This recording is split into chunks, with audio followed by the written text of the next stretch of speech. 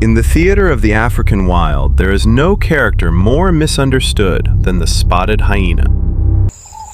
For centuries, we have called them cowards. We have called them thieves.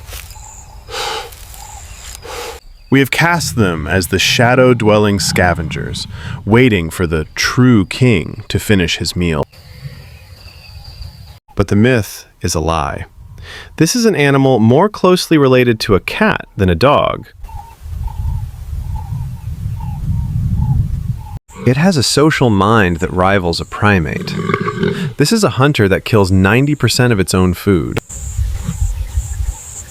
And most importantly, this is a kingdom where the crown is never worn by a king. Tonight, we step into the clan. We meet the matriarchs. This is the real story of the spotted hyena. In the world of the hyena, the female is the law. Evolution has granted them a unique gift. They are larger, more aggressive, and more powerful than the males. This is a strict matriarchy. Every member of this clan, up to 80 individuals, knows their place in a rigid, linear hierarchy. At the very bottom, the males. Even the lowest-ranking female is superior to the highest-ranking male. Rank isn't just a social status, it's a matter of life and death.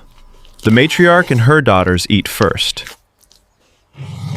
Their cubs grow faster, survive longer, and inherit their mother's status the moment they are born.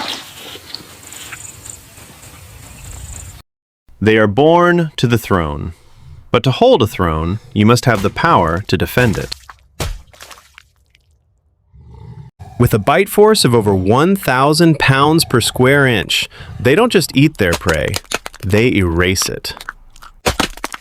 For too long, we've called them scavengers. But watch them move. They are some of the most successful endurance hunters on Earth. Their secret? An oversized heart. They can chase prey for miles, literally running their dinner to exhaustion. But life begins with a struggle. A hyena's birth is perhaps the most difficult in the animal kingdom. Because of their unique anatomy, many first-time mothers do not survive the delivery. And the battle doesn't stop there. Hyena cubs are born with their eyes open and their teeth fully erupted. In some cases, if two females are born in the same litter, they will fight a nursery war for dominance. It is a brutal, necessary competition for the mother's milk, a high-fat, high-protein fuel that is the richest of any terrestrial carnivore. There is one final chapter in the hyena's story, the arch-enemy. The rivalry between lions and hyenas is an ancient, blood-soaked war for territory.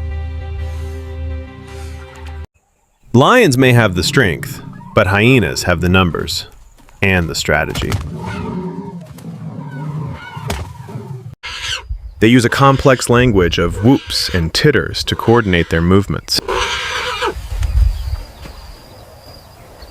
This laughter is a tactical radio signal, telling the clan when to strike and when to retreat.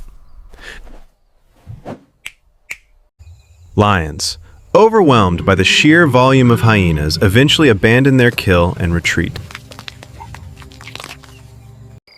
This allows the matriarch to step forward and claim the prize. They are not the villains of Africa. They are the cleanup crew and the elite hunters. They are the complex politicians of the wild. They have survived for millions of years by being tough. The hyenas are tougher and more resilient than anyone ever gave them credit for. Next time you hear that haunting laugh in the dark, remember, you aren't listening to a scavenger. You are listening to a queen. This was the world of hyenas. Loud, brutal, unforgiving. But next week, we uncover Africa's silent assassin, the leopard.